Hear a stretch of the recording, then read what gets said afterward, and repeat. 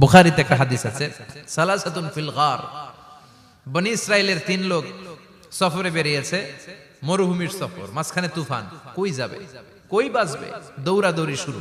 দৌড়াতে দৌড়াতে এক পাহাড়ের গুহার ভেতরে আশ্রয় নিয়েছে। গুহা চিনেন তো? পাহাড়ের গুহা। আশ্রয় নেয়ার সাথে সাথেই বৃষ্টির পানির ঝাপটায় পাহাড়ের উপর থেকে বিশাল এক পাথর খণ্ড এসে পাহাড়ের গুহার মুখটা বন্ধ করে দিয়েছে। বন্ধ, অন্ধকার। এরা পড়ছে বিপদে, হায় হায় বাঁচার জন্য ঢুকলাম, এখন দেই মরণ। ঢুকছিল কি জন্য? এখন মরণ। বিশাল পাথরের খণ্ড এসে গুহার রাস্তাটা বন্ধ করে দিয়েছে। 3 জন গায়ে যত শক্তি ছিল ধাক্কায়ও পাথর সরাইতে পারে না। হায় হায়, অক্সিজেন ভিতরে যা আছে আধা ঘন্টা শেষ হয়ে যাবে। কি করে বাঁচবো? বাঁচার উপায় নাই। চিল্লা ফাল্লা শুরু হয়ে গেল, কান্নাকাটি শুরু। একজন বলে, তোমাদের জীবনে কার কি নেক আমল আছে, যেই নেক আমলটা আল্লাহর ভয়ে করছিল ওইটার ওসিলা দিয়ে দোয়া করে দেখো কিছু হয় কিনা। সুবহানাল্লাহ কোন। এটাই উপায়। একজন হাঁটু গেড়ে চোখের পানি ছাড়া শুরু করছে, আর দোয়া শুরু করছে, আল্লাহ আল্লাহুম্মা কানাত লি আবাওয়ান শাইখান কাবীরা, আল্লাহ আমার বাবা মা ছিল বৃদ্ধ বৃদ্ধা, আমি পেশায় রাখাল, সারাদিন ছাগল চড়িয়ে রাত্রিবেলা দুধ আনতাম, সবার আগে আব্বা আম্মারে দিতাম, এরপরে আমার ছেলে মেয়ে, এরপরে স্ত্রী। একদিন গভীর রাতে এসে দেখি আব্বা আম্মা ঘুমায়। দুধের বাটি নিয়ে আব্বা আম্মার মাথার সামনে দাঁড়িয়ে রইলাম। ছেলে মেয়েগুলো আব্বা এসে বলে, আব্বা দুধ দাও। আমি বললাম পরে, আগে আব্বা আম্মা খাবে তারপরে তোরা। ছেলে মেয়েগুলো কান্না জুড়ে দিল, আমি দেই নাই। ফজর পর্যন্ত দাঁড়িয়ে রইলাম। ফজরের আগ দিয়ে আব্বা আম্মা ঘুম থেকে উঠে দেখে তো আমার অবাক, কিরে বাবা দাঁড়িয়ে কেন?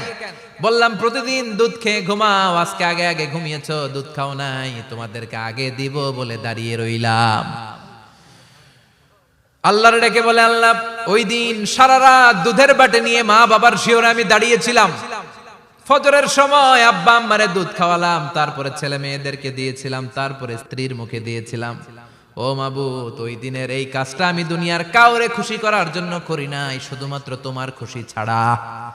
ওই রাতের ইবাদত যদি তোমার দরবারে ভালো লেগে থাকে, ফাফাররিজ আন্না মা নাহনু ফি, আজকের বিপদের দিনে কেউ বাঁচানোর নাই, তুমি আমাদের বাঁচাও।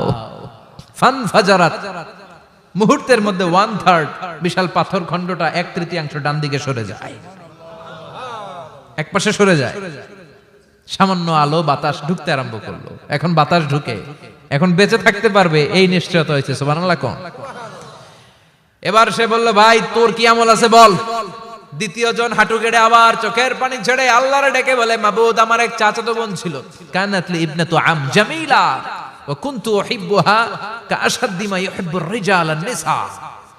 আল্লাহ সুন্দরী, অনন্যা, অপসরী, প্রিয়ংবদা, অনুসুয়া, গুণবতী, রূপবতী আমার এক চাচাতো বোন ছিল, তার প্রেমে আমি ছিলাম পাগল পাড়া, কিন্তু সে তো আমার ডাকে সাড়া দেয় না। অনেক চেষ্টা করলাম তারে পাওয়ার জন্য। চাচাতো বোন আমারে বলে, 100 স্বর্ণ মুদ্রা যেদিন দিতে পারবা ওই দিন আমারে পাবা। এবার আমি স্বর্ণ মুদ্রা কালেকশনের কাজে লেগে গেলাম। বছরের পর বছর চেষ্টা করে 100 স্বর্ণ মুদ্রা যেদিন পেলাম ওই দিন চাচাতো বোনের কাছে গেলাম, যে তার হাতে স্বর্ণ মুদ্রা দিলাম, বললাম চলো এবার আমরা অপকর্ম করি। স্বর্ণ মুদ্রা পেয়ে সেও খুশি, আমিও খুশি। সে পাইছে স্বর্ণ, আমি পাইছি তারে। গোপন একটা রুমের ভেতরে ঢুকলাম, দুজনে জামা কাপড় খুলে ফেললাম, নেকেড হয়ে পাপ কাজ শুরু করব। ইন দা মিন টাইম আমার চাচাতো বোন আমারে বলে, ও আমার চাচাতো ভাই, আমারে তুই আমার সতীত্ব তুই নষ্ট করে দিস না, ইত্তাকিল্লাহ, আমার সম্ভ্রম তুই শেষ করে দিস না, ইত্তাকিল্লাহ, আল্লাহরে ভয় কর। আল্লাহ, ওই মুহূর্তে ফিরে আসা কঠিন কঠিন, কিন্তু ইত্তাকিল্লাহ, আল্লাহরে ভয় করে এই শব্দটা যখন শুনলাম আমার ভিতরটা কেঁপে উঠেছে। আমি মুহূর্তে তোমার ভয়ে জামা পড়ে ওই রুম থেকে চিৎকার মেরে বেরিয়ে গিয়েছি। আল্লাহ, সেদিন আমি পাপ কাজ করি নাই, সেদিন আমি মনের খায়েশ মিটাই নাই, তোমার ভয়ে সেদিন আমি দৌড়ে পালিয়েছি। ওই দিনের ইবাদতটা আমলটা যদি তোমার কাছে ভালো লেগে থাকে, ফাফাররিজ আন্না ফিমা নাহনু ফি, আজকে যেই বিপদে আছি তুমি বাঁচাও। বলার সাথে সাথে 2/3 2/3 পাথরের খণ্ডটা আরো ডান দিকে সরে যায়। সুবহানাল্লাহ পড়েন। এবার আরো বড় ফাঁকা হয়েছে। এবার তারা বেরোতে চেষ্টা করলো, দেখে মাথা বেরোয়, শরীর বেরোয় না, হাত বেরোয়, পিঠ বেরোয় না, পা বের হয়, দেহ বেরোয় না। আরো সরতে হবে। এবার বাকি আছে কয়জন? সে দোয়া করতে শুরু করলো, আল্লাহ ইস্তাজারতু উজারাক, আমি ব্যবসায়ী ছিলাম, অনেক শ্রমিক ভাড়া করে একদিন একটা কাজ করালাম, সব শ্রমিকের টাকা দিয়ে দিলাম। এক শ্রমিক টাকা না নিয়ে ভাগলপুর কই যে গেছে নিজেও জানি না, ওর টাকা আমার কাছে রয়ে গেল। এই শ্রমিককে আর টাকাটা বুঝাই দিতে পারি নাই। এই টাকা দিয়ে আমি কয়েকটা ছাগল কিনলাম, এই ছাগলগুলো বাচ্চা দিল, ওগুলো বাচ্চা দিল, ওগুলো বাচ্চা দিল, দিতে দিতে বিশাল ছাগলের ডেইরি ফার্ম করে ফেললাম তার ওই টাকা দিয়ে। এক যুগ 12 বছর পরে সে এসে বলে আমার টাকা ফিরায় দাও। আমি বললাম এই যে ছাগলের ডেইরি ফার্ম পুরোটাই তোমার। সে বলে আতাস্তাজি মিন্নি, আমার সাথে ঠাট্টা করো? আমি পাই সামান্য কয়টা টাকা, এক যুগ আগে যে টাকা পাইতাম ওইটা দিলেই চলবে। আমি বললাম ও শ্রমিক, তোমার টাকা দিয়ে আমি ছাগল কিনে ব্যবসা করেছি, ছাগল বাচ্চা দিয়েছে, বাড়তে বাড়তে বাড়তে বাড়তে আজকের বিশাল এই ডেইরি ফার্ম, এই ডেইরি ফার্মের মালিক আমি নই, তুমি নিয়ে যাও। বলার সাথে সাথে শ্রমিক আনন্দে নাচতে নাচতে ডেইরি ফার্ম নিয়ে যায়।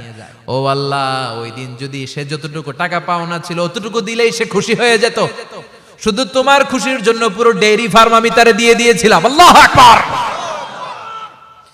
আল্লাহ, আজকের এই বিপদের দিনে আমার সেদিনের আমলটা যদি তোমার কাছে ভালো লাগে তুমি বাঁচাও। বলতে দেরি, মুহূর্তের মধ্যে বিশাল প্রকাণ্ড পাথর খণ্ডটা অন্যদিকে দৌড়ে চলে যায়। পাহাড়ের গুহা ওপেন, পাথর খণ্ড নাই। আল্লাহর শুকরিয়া আর তাকবীর দিতে দিতে তিনজন বের হয়ে যায়। সুবহানাল্লাহ পড়েন। সহিহ বুখারীর বর্ণনা, সহিহ হাদিস। নিজের এমন কোন নেক আমল যদি থাকে যে আমলটা শুধু আল্লাহর জন্য করেছিলাম, ওই নেক আমলের ওসিলা দিয়ে দোয়া করলে দোয়া কবুল করবে কে? করতে রাজি আছেন তো? প্রতিদিন শতবার তাওবা ইস্তিগফার পড়তে রাজি আছেন? বিশ্বনবী বললেন না, দোয়া মুখুল ইবাদা, দোয়া হলো ইবাদতের নির্যাস, যার দোয়া নাই ওর কিচ্ছু নাই। দোয়া করেন নাই তো নামাজে কাজ হবে না, দোয়া করেন নাই রোজায় কাজ হবে না। কথা কোন? আর দোয়া মুখুল ইবাদা, দোয়া হচ্ছে ইবাদতের নির্যাস। আবার তিরমিজির বর্ণনায় বললেন আর দোয়া হুয়াল ইবাদা, দোয়াটাই নাকি ইবাদত, দোয়াটা ইটসেলফ এইটাই ইবাদত। নামাজ যেমনি ইবাদত, রোজা যেমনি ইবাদত, হাত তুলে যে দোয়া করলেন এইটাও ইবাদত। সুবহানাল্লাহ পড়েন। এটা মুমিনের ওয়েপন, সিলাহুল মুমিন। সাপ্লিকেশন, দোয়ার ইংরেজিতে বলে সাপ্লিকেশন। সাপ্লিকেশন is the weapon of believers. এটা বিশ্বাসীদের অস্ত্র। সবকিছুর কারামতি যেখানে শেষ, দোয়ার কারামতি ওইখানে। এরকম অনেক শুনবেন, ক্যান্সারে আক্রান্ত, দুরারোগ্য ব্যাধি, বাংলাদেশের চিকিৎসা শেষ, ইন্ডিয়া গেছে, কয় বাঁচবো 3 মাস। কয় মাস? এরপরে 7 বছর বাইসা ছিল। কেমনে বাঁচলো? কেমনে? দোয়া। দোয়ার পাওয়ার আছে না নাই? তবে দোয়াটা দোয়ার মতো হতে হবে। সিনসিয়ার দোয়া ইজ লাইক এ মিসাইল। একনিষ্ঠ দোয়া এটা মিসাইলের মতো। মিসাইল হামলা করলে ইঞ্চি ইঞ্চি যেখানে মিসাইল বোমাটা পড়ার কথা ঠিক ওখানে পড়বে। ড্রোন হামলা করলে ঠিক ওখানে, ব্যালিস্টিক ক্ষেপণাস্ত্র নিক্ষেপ করলে লক্ষ্য বস্তু যেমনি ভিত করে, তেমনি দোয়ার মতো দোয়া করলে মুহূর্তেই দোয়া কবুল হয়ে যায়। আমরা দোয়ার মতো দোয়া করতে জানি না, কেমন করে দোয়া করতে হয় আমাদের জানা নাই, এজন্য দোয়াও কবুল হয় না। চিল্লায় কোন ঠিক কিনা? কিন্তু আল্লাহ ওয়াদা দিয়েছেন, উজিবু দাওয়াতাদ দাঈ ইযা, আমার বান্দা দোয়া করলে আমি দোয়া কবুল করি, আমার বান্দা চাওয়া মাত্রই আমি কবুল করে নেই। সুবহানাল্লাহ পড়েন। যত দোয়া আপনি করেছেন সব কবুল, সব, অল অফ ইউর দুআস আর অ্যাকসেপ্টেড, সব কবুল হয়েছে আল্লাহর কসম। অনেকে বলবে হুজুর এটা আবার কি কইলেন, এতক্ষণ তো ভালোই কইতেছিলেন, সব দোয়া আবার কবুল হয় কেমনে? আমি তো জীবনে কত কিছু চাইলাম, কত কিছুই তো পাই নাই। আছে না এরকম? অনেকে অনেক পেরেশান, আফসোস করে হুজুর চাইলাম আল্লাহ দিল না। 4টা মাইয়া, এবার কাবা দইরা চাই আইছি পোলার কথা, এটাও হইছে মাইয়া। আছে না নাই? 5টা ছেলে হইছে, মেয়ের জন্য বুকটা হাহাকার। হজে যে আরাফাতের ময়দানে চেয়ে আসলাম, এইবারও হইছে আরেকটা পোলা। আছে না নাই? কত কিছু চাইলাম, পাইলাম না, হুজুর দিল না আল্লাহ। বলে না আপনার সব দোয়া কবুল, তবে কবুল হওয়ার 3টা সিস্টেম আছে। কয়টা? চান্দোলার ভাইয়েরা মনে থাকবে কয়টা? আপনি যত দোয়া করছেন সব কবুল, কারণ আল্লাহর কাছে কিছু চাইলে আল্লাহ ফিরায় দিতে জানে না। আল্লাহ জানেই না কেমনে ফিরায় দিতে হয়। সুবহানাল্লাহ কোন? চাওয়া মাত্রই আল্লাহ বলে অ্যাকসেপ্টেড, যা কবুল, দিব দিব না এটা বলতে জানে না, চাওয়া মাত্রই বলে দিব। 3 সিস্টেম। নাম্বার 1, আপনি আল্লাহর কাছে দোয়া করলেন, চাইলেন, আল্লাহ বলে দিব, বলেই তিনি দিয়ে দেন আর আপনি খুশি হয়ে যান, পেয়ে গেলেন। নাম্বার 2, আপনি আল্লাহর কাছে দোয়া করলেন, চাইলেন, তখনও আল্লাহ বলে দিব, তবে এখন না, সবুর, একটু পরে দিব। কখন দিলে আমার জন্য ভালো, আমার চেয়েও ভালো জানে কে? পরে দিবে। নাম্বার 3, চাইলেন, দোয়া করলেন, আল্লাহ তখনও বলে দেব, তবে এখনো না, পরেও।